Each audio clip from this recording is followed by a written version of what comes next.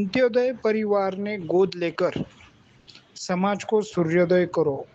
अखिल भारतीय सभापति श्री संदीप जी काबरा को नांदेड़ में संदेश।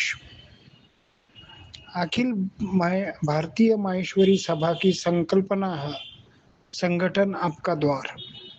या संकल्पनाમાં संवाद यात्रा माननीय सभापति जी ने पूरा भारतवर्ष में आयोजित करी है। जिका जिला में 1000 या ऊपर का घर है वे हर जिला में श्री काबरा जी जायर वठे सब कार्यकर्ताओं संवाद साध रहा व्याखी भी दिक्कत समझ के ले रहा है।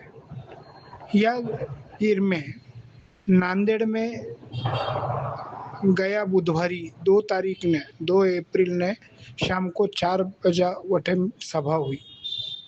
यह कार्यक्रम की शुरुआत भगवान महेश की वंदना आणि नांदेड़ उड़ान 2 में नांदेड़ का जी का युवतियों ने भाग लिया हा व्याखा हाथू दीप प्रज्वलन करके की गई। यह सभा की प्रस्तावना जिला अध्यक्ष श्री गोवर्धन जी बिहानी या करी। माननीय अध्यक्ष जी ने जिला सभा द्वारा जिका काम करीज गया अंत्योदय परिवार को संरक्षण करके क्या यो करियो। उड़ान 2 में कितनी युवतियाँ शामिल हुई, सर्वाइकल कैंसर टीकाकरण, बद्रीनारायण जी धूत लघु व्यवसाय योजना इत्यादि का बारे में जानकारी थी। सभापति संदीप जी काबरा याखो भी शब्द सुमन का द्वारा स्वागत करियो गयो। इका बाद में अपना महाराष्ट्र प्रदेश का प्रदेश अध्यक्ष श्रीमान मधुसूदन जी गांधी यानी भी प्रदेश को द्वारा भविष्य में जिका प्रकल्प करना है उड़ान के बारे में यान की जानकारियाँ दी। उड़ान की लाडला शिविर में वह समृद्धि सुरेश खटोड़ या बच्ची ने वठे पार्टिसिपेट करेडो हो तो उन्हीं वठला अपना अनुभव वाटे बताया। यह प्रोग्राम ने मुख्य अतिथि का रूप में श्री जुगल किशोर जी रोहिया और अरुण कुमार जी भांगड़िया या दोयानी अपना मनोगत व्यक्त करया। हिका में सभापति जी ने सभागृह में उपस्थित सबने संबोधित करियो। व्याख्या कोई प्रश्न है तो प्रश्न पहला सुनर लिया उर्माથી चिंतन मंथन हुयो। इका बाद में वेनी अपनो मनोगत व्यक्त करियो। समाज बंधुनी वटे घटती जनसंख्या असेल अपना समाज का प्रति लगाव, शादियों में होने वाला खर्चा, ये यान का बहुत सारा मुद्दा इका में उठाई गया आणि इका बारे में चर्चा हुई। नांदेड़ का पूरा अंत्योदय योजना में कितना परिवार आया है कई है इसकी भी जानकारी मैंने ली। जिला सचिव श्री गोविंद जी मुंदड़ा यानी यह जानकारी वटे उपस्थित कर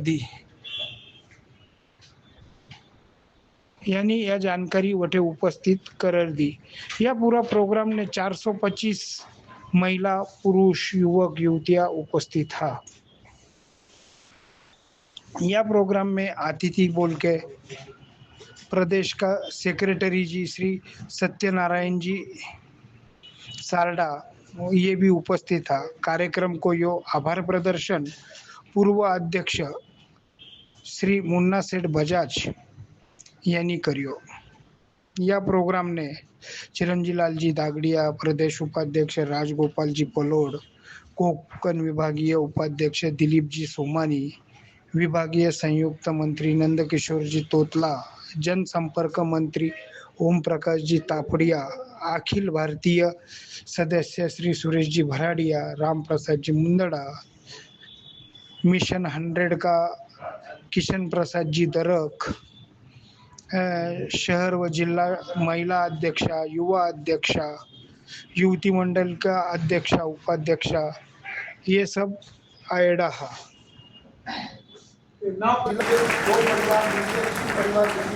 आप रोज रोज किसी को टोका टोकी करोगे कि साहब वो 2 करोड़ कथा में खर्च कर दिया, तो भाई कमा के खर्च किए, मैं मना कर नहीं सकता, आप मना कर नहीं सकते, लेकिन हमारी ये ताकत चाहिए, जो दायित्ववान कार्यकर्ता है उसकी ये ताकत चाहिए कि आप एक इतनी ढंग की योजना बनाएं, उनको जाकर के कहें कि इस कथा के संकल्प स्वरूप, जैसे कथा का एक संकल्प होता है, कथा का एक प्रसाद होता है कि भाई हम इतना गौ सेवा करेंगे, इतनी ये सेवा करेंगे, इस कथा के संकल्प स्वरूप आप ये तय करें कि इस नांदेड़ जिले के जो 43 परिवार है, इनके अपलिफ्टमेंट के लिए आज आप 1 परिवार, 2 परिवार, 5 परिवार श्रद्धा शक्ति से आप तय कर ले, ताकि जिला सभा इस ऋण से मुक्त हो जाए। और 2 साल के अंदर अगर आपका ये बैलेंस 0 नहीं आ जाए तो आप मेरा नाम बदल देना, मैं आपको गारंटी के साथ कह रहा हूँ, लेकिन उसके लिए हिम्मत चाहिए।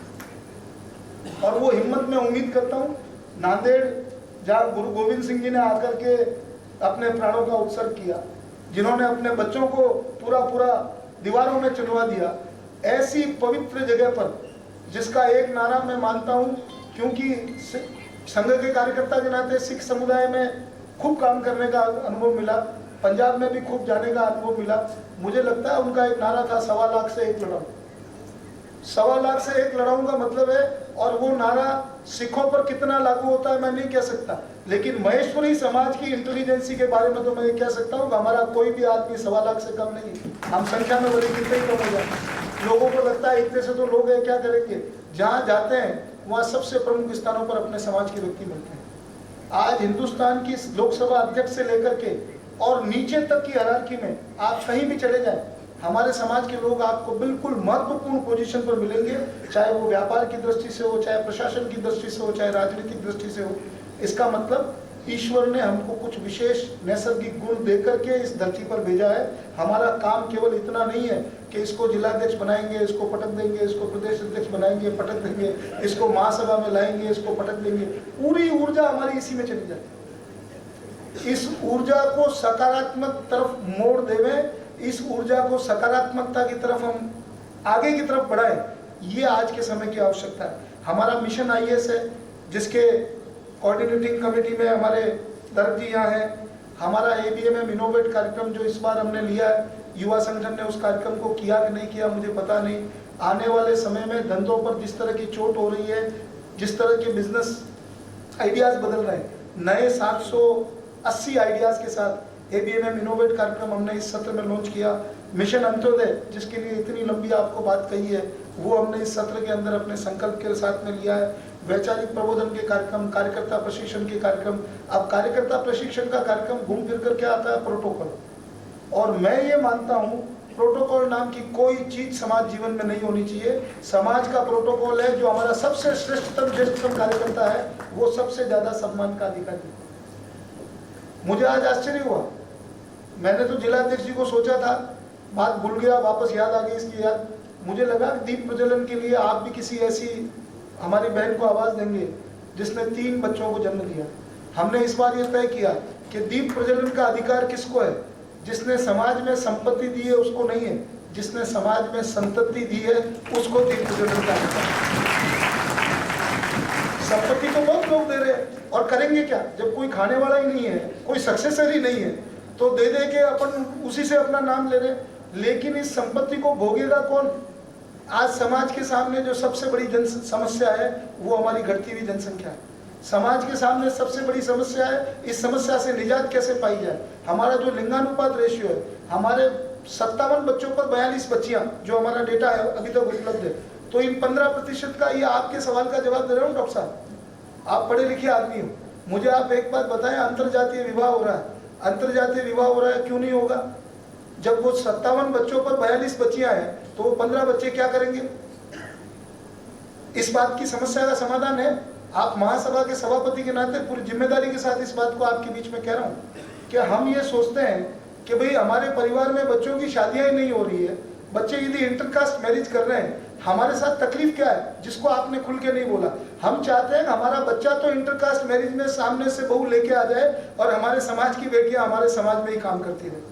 प्रॉब्लम ये नहीं है कि इंटरकास्ट मैरिज हो रही है। आप ये मानकर चलिए, जब आपने एजुकेशन फील्ड में ये तय कर लिया कि हमारी बच्ची को हार्वर्ड से MBA कराना, हमारे बोस्टन से इसको पढ़वाना, हमको ऑस्ट्रेलिया भेज के पढ़ाना। हमारे यहाँ जोधपुर में डॉक्टर एक लाखोटिया साहब, जोक संजोग से एक दिन मैं एयरपोर्ट पर उनको मिला, मुझे उनकी बात आज के 10 साल पहले की बड़ी ज़बरदस्त समझ में आई। उन्होंने मुझे कहा संदीप जी आज बच्ची जा रही है बोस्टन पढ़ने के लिए जा रही है। तो मैंने कहा डॉक्टर साहब अब तो उसकी शादी का टाइम हो गया। तो यार मैं भी समझता हूँ बच्चे मानते नहीं हैं और अब वो पढ़ने के लिए जाएगी, मेरे पास दूसरा कोई रास्ता नहीं है। तो क्या संदीप जी मैंने उसको केवल एक बात कही है। मैंने कहा डॉक्टर साहब क्या अर्ज कराया आपने? तो क्या मैंने एक बात कही है कि भाई अब जब तुमने तुम्हारी शिक्षा की रीति नीति पद्धति तय करने का अधिकार भी हमसे ले लिया है तो ये मान के चलिएगा कि उसकी शादी का अधिकार भी अब हमारे पास में नहीं रहेगा। लेकिन मैंने उससे केवल एक ही बात कही है कि भाई जो भी जीवन साथी चुनो कम से कम स्वजातीय और स्वजातीय नहीं मिले तो स्वधर्मीय चुनना, ये मेरी प्राथमिकता है। इससे मुझे बहुत प्रसन्नता होगी। आज के परिवारों के 90% माँ बाप कोई चाहते हैं कि हमारी बच्चे और बच्ची अंतर जातीय विवाह करें? उनकी मजबूरी को समझिए, उनके घर में जाकर के स्थिति को देखिए। हाँ, आपकी समस्या का समाधान हो सकता है। कहाँ हो सकता है? ये हमारी मातृशक्ति, जिनको सब पता होता है कि बच्ची किसका टेलीफोन उठा रही है, किसको मैसेज दे रही है, किसको गिफ्ट देने जा रही है, वैलेंटाइन पर कितने बुके आए हैं और किसका किसका क्या गिफ्ट आया गया है। और हम उस चीज को ढक ढक के अंत में जब विस्फोट होता है तो पिताजी के सामने या परिवार के सामने वो समस्या आती है। ऐसा नहीं है कि परिवार उसके बारे में जागरूक नहीं है, चेतन नहीं है, लेकिन एक झूठ को छुपाने के लिए जब 100 झूठ बोले जाते हैं और बाद में जब वो समस्या सामने आती है उसका समाधान समाज का सभापति के नाते कोई नहीं कर सकता, समाज का संगठन नहीं कर सकता। उसका समाधान आपकी पारिवारिक व्यवस्था कर सकती है।